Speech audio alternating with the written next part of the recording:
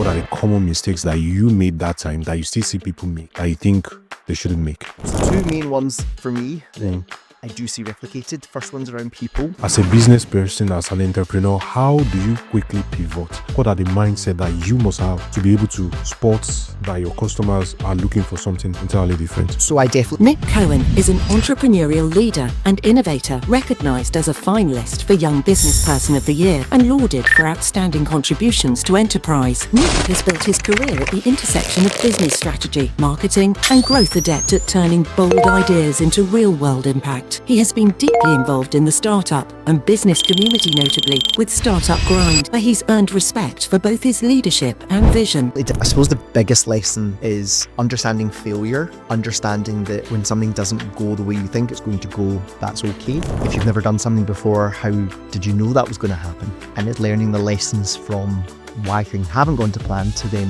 build on for the future, but then also not to take it personally, which is sometimes easier said than done. But that whole kind of fail fast mindset is absolutely the case, which is get to the bottom of it, and if this is dud and it's not worth pursuing, move on. So welcome once again, Nick. For those who are listening to you who don't know who you are, can you introduce yourself? Yeah. So my name's Nick Cohen. I used to have a company called PCR. We were what was called an IT managed service provider. Do you want me to talk through the journey? Yeah. So PCR was a kind of accidental startup. Didn't go out with a mission to create something that I was then going to build and then exit and sell from. I started when I was at school, literally just fixing PCs.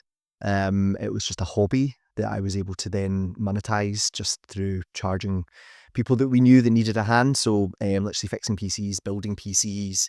This is going back to the days of the likes of Windows XP, which I sound really old, making reference back to the dark ages. But a lot of Microsoft products are kind of always built to fail, or traditionally anyway. So people always needed help. It was also the early stages of certain households, particularly older households, not having computers. So they needed somebody to come in and just help them set it up, transfer data around, show them how to use things. So when I was at school in my teens, I just started doing that for people in the local area, and that's really how it took off. It wasn't started as a way to build anything. It was more just a way of me generating some money. Prior to that, when I was younger, I did chores and tasks and wash people's cars, cut people's grass, just things to, when you're young, it's hard to make money. My parents didn't believe in just giving handouts or anything. So, we obviously had pocket money, but we never, if you wanted anything, you had to go out and earn it, which was a good philosophy, obviously, to start life with. That's pretty interesting. And again, I want you to talk a little bit more about that. And one of the trends that I'm trying to see is that most times entrepreneurs are, some people say entrepreneurs are born, some people say entrepreneurs are made. Was there something in your childhood that prepared you for spotting those opportunities and going after them? I suppose connecting it to the way I was brought up, my parents didn't believe in, big handouts. We had to do chores for our pocket money and, have to pull our weight essentially, which is a good basic philosophy. I've grown up through life knowing you've got to do something if you want something, as opposed to just expecting it's going to come to you. So there's definitely that kind of mindset piece there. It's quite key, and not, being spoilt, which I suppose some people can be when they're younger, is that, they don't do anything and they have everything pretty easy around them. So simple things like having chores to do around the house is obviously a good philosophy to teach kids to make sure that they see that. But just going back to your point around whether an entrepreneur is born, whether it's in your DNA, I think it's a bit of everything. I think every person's different. So everyone's drive and things that make them tick is different, but then also the environment around them. Some people have environments that are supportive and push you forward. So when I first started fixing PCs and charging people for that in the early days of PC repair, which is what PCR ultimately stood for, my mum and dad would drive me to places because I was in my early teens, didn't have access to a car, obviously couldn't drive. And then there was also the security element of I was 13, 14, 15 going into strange people's houses. What could happen, especially now, never mind going back to then. So my mum and dad were incredibly supportive to enable me to do that. And if it wasn't for them doing that, that might have changed that starting path. So I suppose it's a combination of the things that happen around you and the support you're given, but also I think there's an instinct that people are born with. And it's to varying degrees where that instinct lies in terms of how driven and how hungry you are versus, I value lifestyle now. That's quite a high priority for me, whereas in the early days of starting up, I wasn't as bothered about that. And what I mean by lifestyle is having friends, having time, going to the gym, enjoying fitness, not being chained down to something that, hold you back in that sense. I also do love you touched a little bit about how the environments that you were born, the environment nurture this entrepreneurial skill, spirit, and of course there will be. I'm sure you won't be the only one that has gone through those kind of environments, and some still don't have that hunger, the hunger to go, make more of themselves, the hunger to see through to whatever it is they started. Yeah. Because I have a 2-year-old daughter. So I'm asking you now, real life story. How will you um, inculcate what kind of environment? How will you provide that kind of environment for a child that you are raising? Well, I don't have kids. I have a dog, and that's the extent of my parental responsibilities. And that is, I suppose, is a conscious choice. I like the freedom and the flexibility. Everyone obviously has their own. So not being somebody that has to balance those, I think that looks really difficult. I really respect somebody such as yourself, who's even somebody, it doesn't have to be in the entrepreneurial world, that is managing to balance, raising a home life with a dependent, as well as trying to build your own career. But I suppose if you're somebody that thrives on being pushed in every area, which I suppose I work best when I'm pushed. But raising a family So extends to what I'm saying is, I understand that you are raising a dog. yeah, Hey, dog's right. yeah. I'm saying, was there anything you noticed in how your parents, how you were parented, Yep. that resulted into this that we can, learn from, we can replicate? I suppose it's not putting up any barriers, and parents seeing part of their job is to enable their child to go as far as they want to go. So the act of my mum and dad driving me to take me to jobs at an early stage, because they also didn't want people coming to the house just for security as such. That changed, to be fair, I think a couple of years in, once my mum and dad saw just how much work was involved in taking me to different places as things got busier. But ultimately, my mum and dad having that mindset of, they see me keen to do this and I'm wanting to make something of myself at that stage, that was really, really important. But I appreciate not every parent is able to do that, and not every family have access to a car, for example, and that's crucial in a place like Glasgow, where it's a very car-oriented city. So I suppose it's just that mindset of making sure your kids get a chance to flourish when they want to flourish. And mom and dad have always put me and my brother first in that sense. Awesome. That's good, because I am noticing a trend with the people that I'm talking to. Yeah. There is a saying that says charity begins at home. It looks like, having a stable home balance, Yeah. a nurturing environment contributes to one becoming a full value-driven, contributing adult in the society, which I really, really appreciate that, from your parents doing that. So I want you to talk to me a little bit about how was there a moment in time that you decided you are going to really, really take this thing forward, Yep. turn it to a business? Was there any moment? Yeah, so it was 2009. I was 19. I was at Strathclyde Uni. So after school, I went on to uni. Going full time with a company at that point really wasn't something I had considered, and I had the grades, and obviously university education in Scotland is free. So it was a kind of no brainer to continue on to uni, but something never clicked. I was considering engineering, I was considering business, I had a few different options, and nothing felt completely right, but business seemed the most logical thing for me to go to. So I went to the Strathclyde Business School, which was really, really good. But I only stuck it there for a year. And I spent most of that first year trying to decide, do I stay, do I go, what do I do? And dropping out of something like that really wasn't my style. It's not normal what I wanted to do, but something didn't click. As I say, I enjoyed it and I appreciated it, but I also didn't invest myself into the education.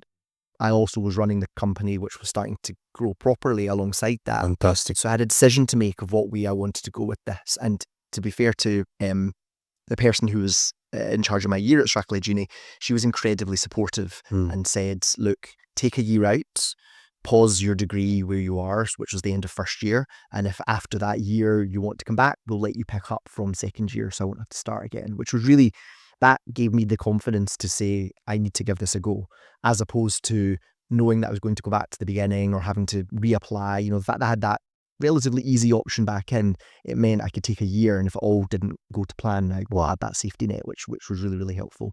But that was the moment where I decided to go basically full time. And that was summer 2009. We opened our first office at that point, and naturally it went all guns blazing, started to employ people, started to build up a team, and then started to make all the mistakes that you need to make when you're building a business to understand the things that you don't do before you work out the things that you do. What was talking about mistake? Yep. Can you highlight some of the mistakes that you made earlier on that you still see founders make? Because I know you do mentor entrepreneurs in this ecosystem. What are the mistakes? What are the common mistakes that you made that time that you still see people make that you think they shouldn't make? Yep. So two main ones for me that I do see replicated. First one's around people. So I was 19 when I started to recruit people, which is, there are a lot of young entrepreneurs out there, which I'm majorly supportive of. But when you're a young person, are you yet a good judge of character? But also in a business like mine, where I didn't really know where we were going because I was kind of feeling it out, because the original business was very focused on the repair sector as opposed to the managed service sector. So some of the early people that joined the team, it's trying to work out, who are the right people for the team and where is the team going to be in a few years' time, because I didn't have that kind of clarity. So there was definitely, the best way to use it is immaturity around my early hiring. And I would say that's something I've seen quite a few times with young entrepreneurs, because you think you need this, but you don't need that. But then also, is that even the right person to fill that role? So I definitely made quite a few hiring mistakes, some of them on my side, in the sense of the person would have been right for a role, but I haven't fully understood the role that's needed. So definitely went through some people in the earlier stages, and vice versa, brought some people into the team that I thought would be a good fit and they weren't a good fit. So that's something, as a young entrepreneur, your people instincts might not be quite where they need to be, maybe too trusting. It's probably the way to look at it. And then the other main one that I made in our earliest days was spending money that didn't need to be spent in certain areas. And the main one for us would have been marketing. The PC repair original business focused on B2C. So we were fixing computers predominantly that were in people's houses. And we had a space in the south side of Glasgow for people to come to, and we would also go to them. We had a lot of competition locally. So I took the view of, we're going to be the one that everybody knows the most. So we just flooded the local area with marketing on a regular basis. Oh, nice. Which was great to raise profile. We've got lots of press stuff off the back of it. Young person starting a business also has a good hook. Okay. That's a customer of mine, an early stage customer. If you said, why are you not using the young person's angle? And as soon as I started to, in some of the local newspapers, I just got lots of regular press coverage. I'm actually in the process of moving house, and I've got some of the containers which loaded in newspaper. And some of it's just so funny. But we got loads and loads of press coverage, especially considering our business wasn't innovative or exciting. It was just a repair business. I know it's not, no business is just anything, but we got a lot of coverage because of that hook. But a lot of that also came because we were spending money in different areas of marketing. And at the end of the cycle with that particular part of the business, definitely look back and saw a lot of money that was spent on campaigns that built our image, but did it actually create any sales? We don't really know, because some of the marketing we were doing was hard to track. But we did always used to ask people, how did you find out about us? So yeah, it's that balancing act. Hiring and marketing majorly. Marketing, yeah. Where you put your money. In the earliest days, if your startup fund is £10,000, every single penny of that 10,000 needs to be spent wisely. It's one of the reasons that if you've been to any of the events that I've been involved in running, when we've run events that are connected to funding, the topic on bootstrapping often comes up. And I obviously was a bootstrapper. I did get some support from some agencies, but I didn't receive any, official investment or anything from anywhere. So I would say that the business was started through bootstrapping. You've got to consider where that money goes very carefully versus someone that goes out and does a large raise, which I've never personally done. It's a very different dynamic because you've then got all of this cash. Do you spend that as wisely? Nothing hurts more than spending money that you don't have, and maybe not at the very start, but maybe 2 or 3 years into this part of the journey. So from you going full time, there definitely are a few moments where the bank balance was so low that it really taught me a lot of lessons around things that don't need to be spent, the timing, and learning to put provisions in place for VAT, for example, something that everybody makes, but it's just carving that out and making sure cash is there. Nothing teaches you, and you've been through this yourself, more about just the absolute genuine raw nuts and bolts of business is when there's not enough money in the bank, because you can be doing anything. The one common thing around every startup and scale up is cash. That will never go. And it really teaches you lessons as to how to spend money and how to budget, and also understand yourself in relation to that, because I know I can get carried away in certain things. So it's making sure that the right safeguards are put in place around that person, whether that's somebody else takes more of a handle on the purse strings, or whether that's just how you budget. I never used to be good at budgeting in any side of my professional or personal life until I went through some of these episodes, and now I'm a lot more careful and considered as to knowing how money is moving to make sure that things are always okay. Because when cash runs out, that's when the problems obviously exist. He said when the cash runs out is where the real problem starts for most business. And that's when actually most businesses die. Of course, if you can't keep the door open, there's no business again. Can you teach me something? And you did mention you made most of your mistakes in hiring and marketing. Can you give me a masterclass in sales? Because sales is the lifeblood of most business. Can you give me a masterclass in sales for somebody who is about to start now? What they can go through? How can they, a masterclass in sales? Okay, that's a tough one. Or how did you approach sales and getting customers and all of that? I've always approached sales in a very natural way. I sold for a long time without saying that I was selling. I mean, I knew I was selling, but I would never have said I'm a salesperson. It's not until I'd worked with other people that people would maybe say, oh, you're quite good at selling. I would never have said that before, because my sales approach has always been just the natural way of going around it. I'll never forget some sales training I did at a very early stage to get my head around the world of sales. Impressive. And one of the things that I was taught was find the no. A little plug for Sandler sales training. No, Sadler sales training. It's an American concept, but there's someone in Glasgow that teaches it. And I'll never forget one of the key lessons I took from that, which was find the no. And I still repeat that to people today. And which is, don't waste your time on things that aren't going to go anywhere. Even if you think they might go somewhere, discredit them and move on to the things that are going to go somewhere, which is obviously really, really important. So for me, I approach sales in a very, very basic way. Obviously, if you've done anything in the world of sales, you'll know the kind of funnel approach. And it's just being methodical about how you approach it, being consistent, being fair, being transparent. Just to emphasize that fair and transparent piece, I think that's my nugget when I have been involved in any sales capacity over my career.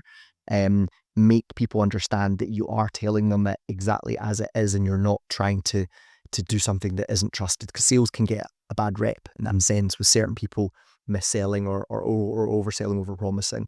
And we've all been guilty of doing that, maybe accidentally or carried away or something, but it's the integrity to make sure that the objective is met. So when someone's coming to you to buy something, they're not coming to you to buy that thing, they're coming to you generally to solve a problem. Yeah, definitely. So before anything else, you need to make sure you are solving that problem. If you're solving more than that, great. But ultimately, if someone says to you, I have this problem, the thing that you're pitching them and selling them has to solve that problem. And if for some reason it doesn't hit the nail on the head, you've got to be committed to getting to that point. And doing what my company used to do when we provided managed IT services, sometimes the problem could be, quite straightforward on paper, but in reality it grew arms and legs, or even scope creep, where, the customer said they wanted this, but they actually wanted all of this stuff, but they hadn't really told you that, or you hadn't got that out of them. We always had an approach of, we work with people for a very long time. We don't work with them for a month and step away. We work with customers for years. So we would sometimes take these things on the chin to just do the right thing to get the customer to a good place, so that we would build that bit of loyalty with them, that they would see that, we're a partner that they want us to stay. So for me, it's say transparency, fair, and just make it natural. People don't like being sold to, but they do like problems being solved. So if you take it with that mindset, don't make people feel like you're a sales person. Just deliver it in a natural way, and also be very quick to say, I don't think we can solve that problem for you. Quite often people are taken aback when I've made that kind of comment of saying, and this can be an active customer that we're working with saying, I actually don't think we're the right partner for you anymore. And it might be a change on their side, or it could be a change on our side. Wow. But people just appreciate that, because for me, it's just wasting everybody's time, so it's got to make sense. So that does mean you are willing to, because of your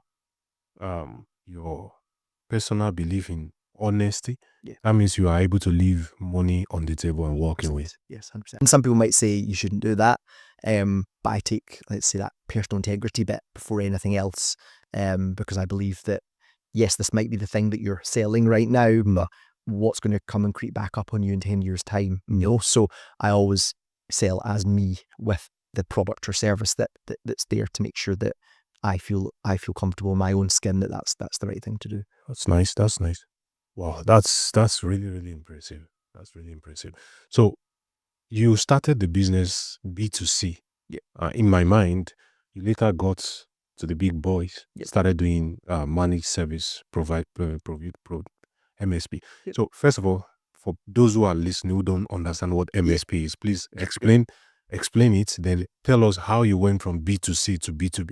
Yep. So IT people love jargon and they love acronyms. So MSP is another great example of that. So MSP is managed service provider, and essentially an MSP would take a service or a product or a function and almost basically outsource it, and manage it on your behalf.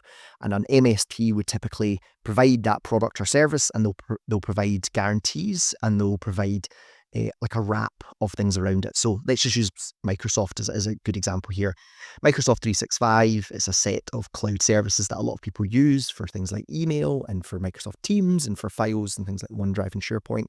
So where an MSP provides these services is they will provide these, which anyone can buy from lots of different places, but they'll often implement it. They will train you how to use it. They will support you on it.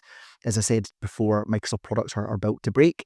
Not as much as it used to be, but you still, when you have Microsoft products, you usually need a technical partner, or technical yourself.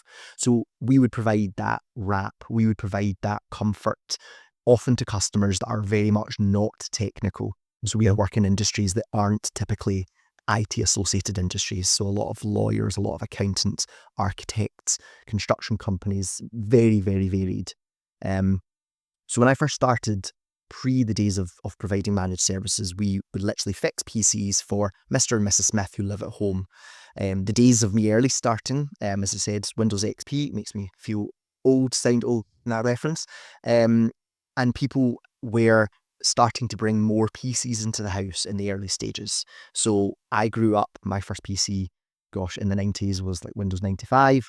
And that was in the days where you had the family computer.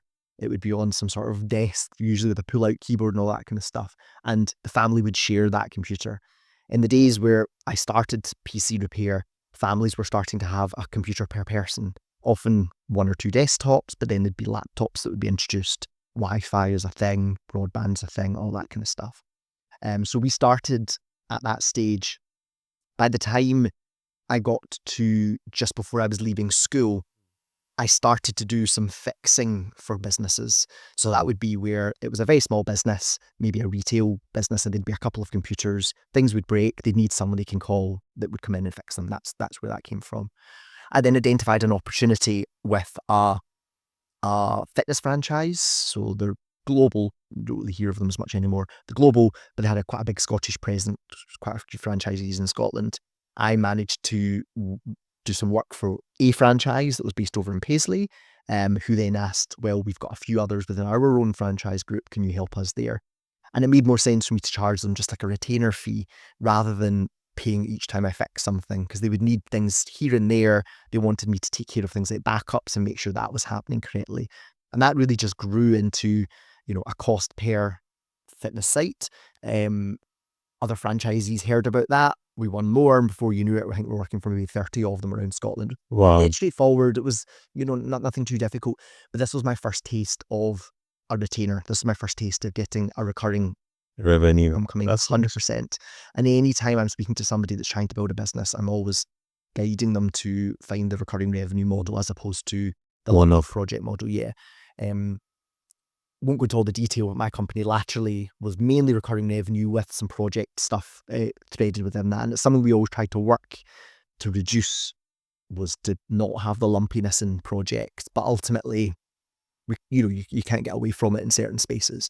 But I always wanted to make sure the business could exist in the recurring revenue part of it so that I could sleep at night better, not having to worry about big jobs that needs to be won. So ultimately I moved into B2B services just through that natural demand, then creating that opportunity. I never knew the word MSP. I wouldn't have even called us that at that point. 2011 came along, and an opportunity to take over another repair company came up. So we were in the south side, an opportunity to take over one in the city centre came up. And I'll never forget the support that I got from PSYBT. So that became part of the... What was that? So PSYBT was the Prince's Scottish Youth Business Trust, and a number of people that are still around the Scottish entrepreneur ecosystem were part of that. And it was an amazing side organisation from Prince's Trust, now the King's Trust, that were connected but disconnected. It still had the King as the patron, essentially. I don't know, would have been the Prince at that time, but now the King is the patron. It was the most phenomenal organisation ever. There's a number of us around Scotland that got support. My key contact when I was growing and moving to the next fund was Evelyn MacDonald, who's now the chief exec at Scottish Edge. Oh, nice. It is lovely to see a lot of what PSYBT used to do now exists within Scottish Edge. And the main thing, just as a side plug for PSYBT, it was the community piece. Yes, there was some funding opportunities, there was some loan opportunities, but it was the community piece that was really key. And I've still got some very good friends to this day that I know because of PSYBT.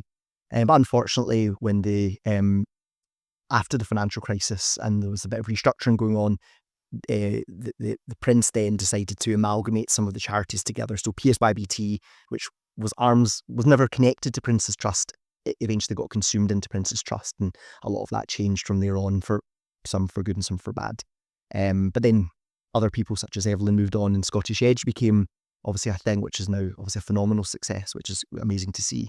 But I'll never forget it. Was in the office, sitting in front of Evelyn, first time I think we probably met, and I basically said, I have an opportunity to buy this other business, and to get us going in the city centre, can you help me? And we managed to go to panel really quickly. So that was the assessment process. Unlike Scottish Edge, it wasn't a competition that you were against others. There would just be regular panel sessions that would assess your application. And we got to panel at record speed. All the paperwork was done at record fast, and we got the money, which helped us take over that site. I'll never forget this. It was 2011. World War Z was being filmed at George Square. Our site was on High Street, just 2 minutes away. And we worked day and night to renovate that place head to toe. Literally every corner of that place was completely gutted. We did it all ourselves. I know nothing about DIY. That was quite a challenging few weeks. But I remember while we were doing that, World War Z was being filmed at George Square. So it's like a weird paradox of you're doing this, but also there's this big New York scene being filmed, Hollywood situation going on around the corner. And we got the site open and it was great, and we made a good splash. Me liking PR, we made a good splash in the area, and we attracted a lot of students from Strathclyde, which is what we were wanting, as the local repair company to help them out. Unfortunately, the thing that I totally missed, and I was completely focused on what we were doing going forward, and I never looked at what was happening on the sides, the repair market was starting to disintegrate at that point. because now we don't talk of, oh, my laptop's broken, I'm going to take it to a computer repair shop to get it fixed. You're probably going to say, it's 3 years old, it's time to replace it. So the mindset is obviously entirely different. So I completely missed that was going on. I was so blinkered, and this is where we're going. So I had a decision to make at this point of the repair market starting to falter. We still had a business, but it wasn't going the way it was supposed to go.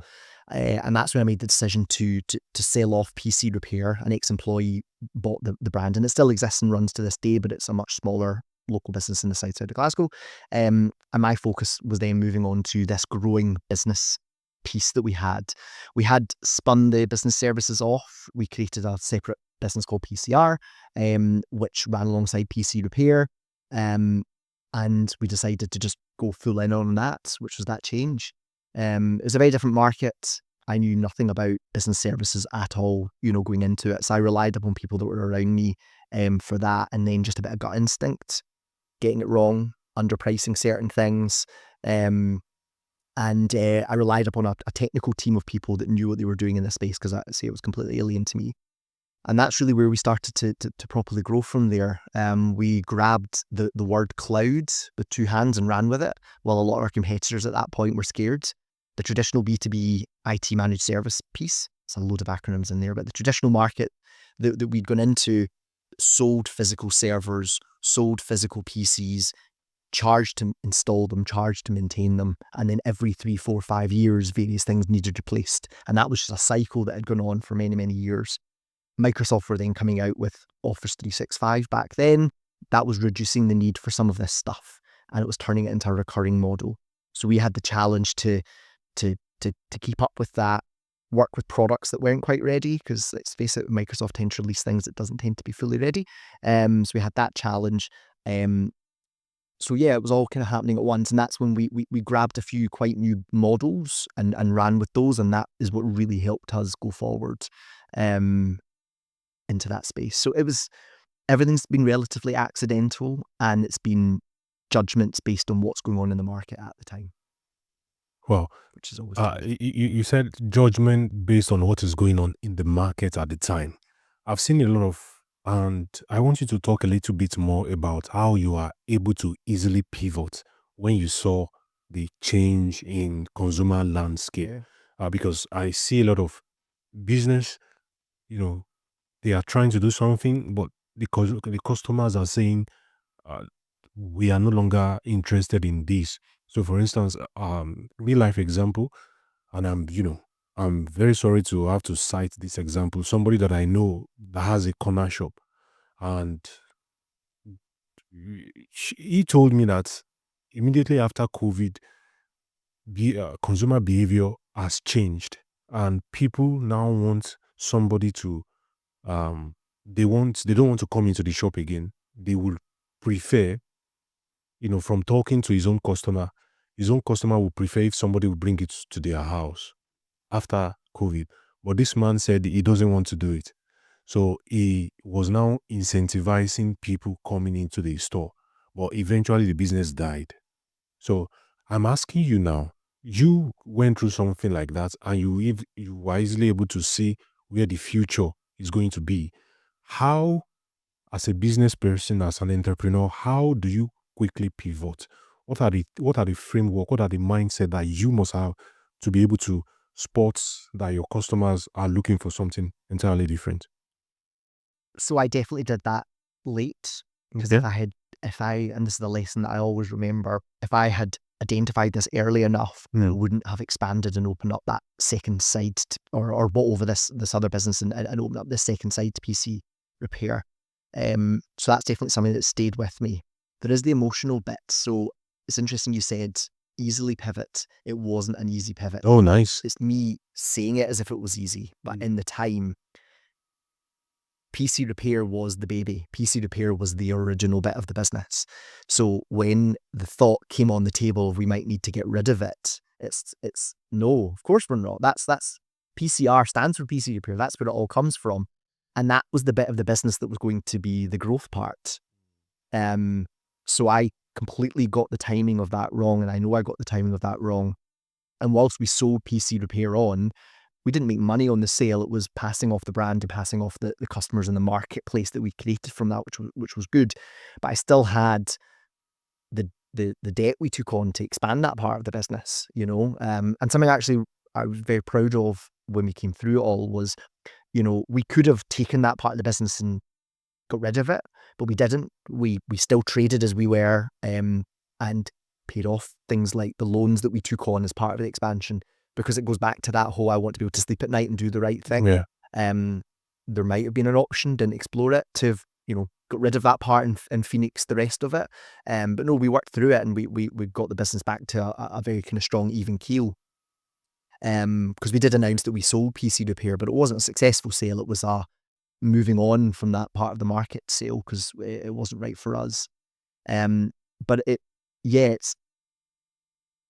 I think you've got to be very, very objective with these things and listen to the market and not let emotions take anything from it, you know, anything from you.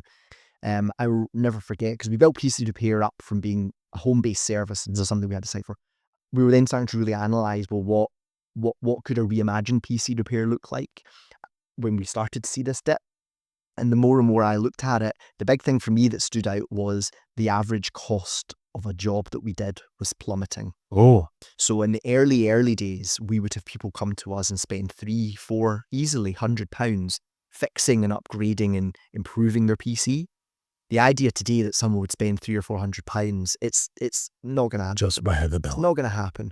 So what we then started to notice is our average job was then starting to become sub 100, because people would come to us to get a virus removed, but then if it was anything more than that, they'd can it and start again with something new, or they'd just factory reset it themselves. I'll never forget the day, sound old making these kind of references, but when Windows 7 was released, and one of my engineers showed me him building a PC for the first time with Windows 7, and how as soon as he built the PC and got it connected to the internet, it kind of built itself. All the drivers installed it. You know, in the early days, we used to have to put 1 or 2 hours of manpower into that, whereas at this point, this was a part of our job that was gone because the operating system became more reliable.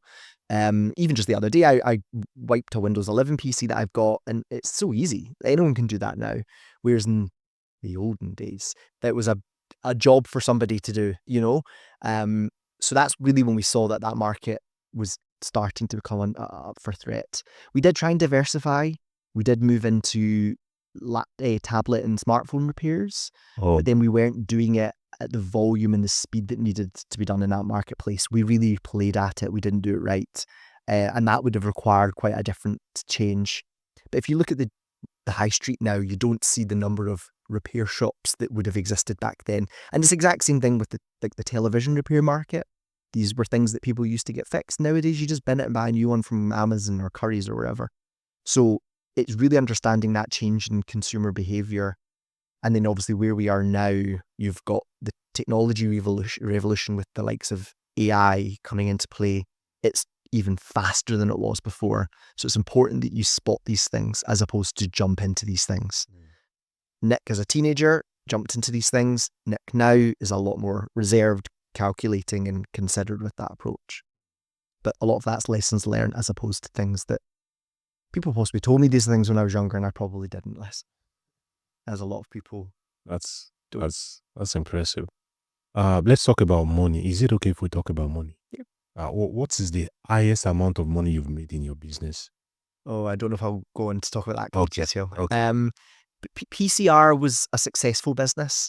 Not the most profitable space in terms of margin. I'll talk about that.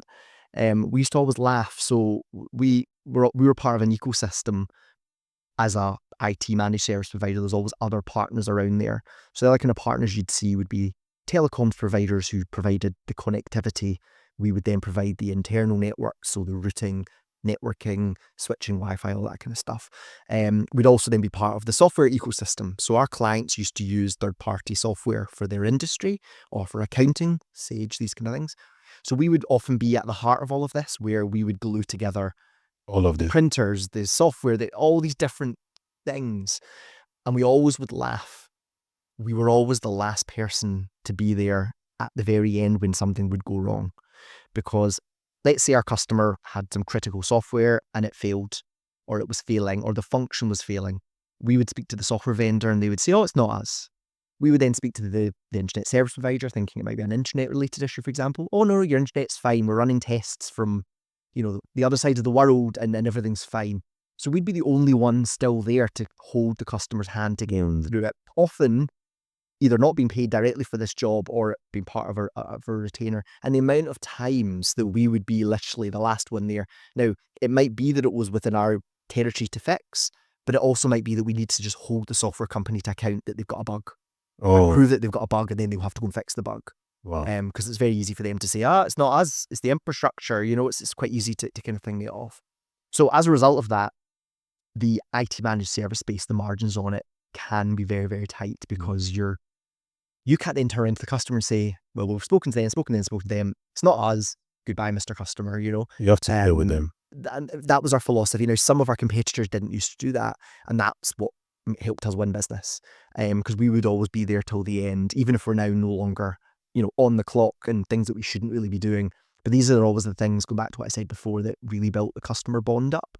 And that would build that loyalty, that we're really there as your partner. We know that you're struggling.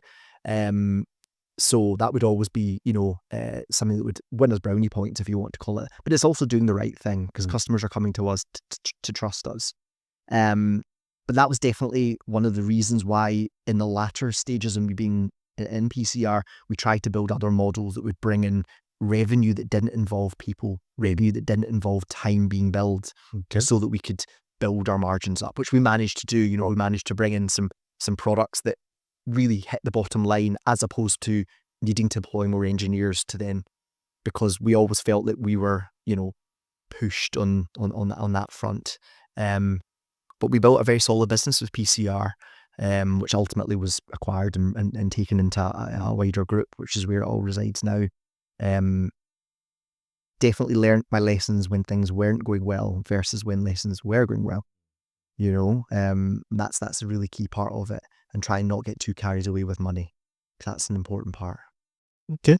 For sure. So, assuming you are starting again today, the same, you want to go into any sector of business. Let's say you want to still do IT. Yep.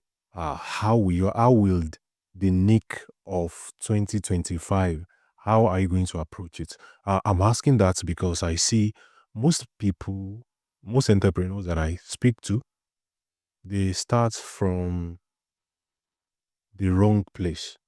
This is what I mean by that. When you started from a customer need.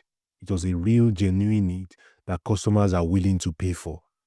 And, it was something that started gradual, as against somebody creating a solution and now looking for problem. How, I want you to walk me through your framework of how you're going to start. If you are to start an IT business or any business today, what's the framework that you are going to use to ensure you become profitable in the first 6 months? Yeah. It's interesting you talk about creating solutions for problems. Creating problems for solutions or whatever. It's very much being focused on, are you solving a genuine need? Are you hitting a spot? Because there's a lot of businesses that get started today to play with a bit of technology that don't actually hit the crux of fixing something for someone. So that's definitely a focus. I mean, I've been out of full-time work now for a couple of years. Get asked very regularly by friends and family, what you're doing next, when you're going to go and get a job, and all of that. And I have been looking. I mean, there's no denial in that.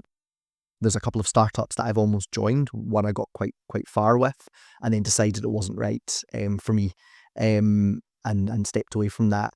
So I'm very much at the stage, I do some investing, but very much at the stage now where I am looking for something. So I'd quite like to know this myself. Yeah. This is going to be the last segment. It's usually about 5 to 10 minutes.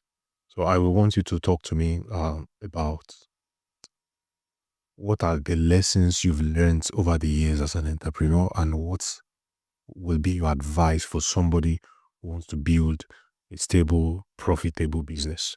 Okay. What sort of the blueprint what is Nick's blueprint for building a £1 million business? Okay. So lessons learned. I suppose the biggest lesson that I always referred back to is just understanding failure, understanding that when something doesn't go the way you think it's going to go, that's okay. If you've never done something before, how did you know that was going to happen? And it's learning the lessons from why things haven't gone to plan to then build on for the future. But then also not to take it personally, which is sometimes easier said than done.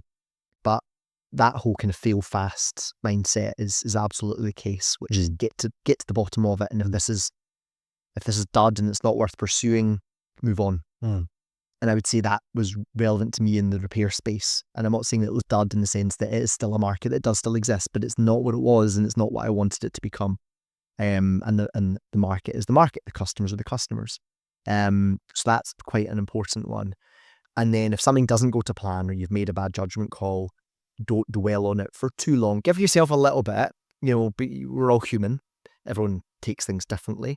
Let yourself dwell and digest it, but then move on from it and don't be too harsh, because let's say a mistake costs you money. The more time you dwell on that, the less time you're spending making that money back. If that makes sense, which is quite important.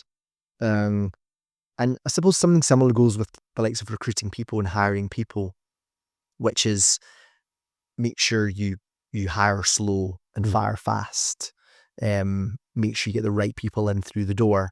But then if you don't have the right people there, a bad person can spoil the bunch. It can cost customer relationships and it can cause other people to leave. So it's important you get those dynamics correctly and don't just bring somebody in through the door because you think they're going to solve a problem. Make sure that you know that they're going to be a good part of that team, which is really, really key. But in terms of blueprint, I suppose what I've said a few times, it is just about thinking things through fully, being fair, transparent, share the good so that you all carry the bad. So for me, a blueprint would very much be not starting something again on my own. I would probably want to be with other founders, founding team, because you can share that properly rather than being isolated. The founder journey is very isolating. Even in a founding team, it can be very isolating, but having a team means you've got a shared problem maybe, or a shared opportunity, which is exciting. So that would definitely be part of it for me. If you are starting up on your own, really consider, is there somebody that you could bring in? But also don't be fixated on you have to have a co-founder or be part of a wider team for that. That's just my own experience. I like working with other people. So for me, that's quite important. But blueprint for starting something today, for me, it wouldn't be the most cutting edge piece of tech that isn't going to make any money for a while. For me, it needs to be sensible. There needs to be a business model in there, and there needs to be something that will generate ideally recurring revenues from quite early on. You might develop something more advanced alongside this, but ultimately it's important that a business can stand on its own 2 feet.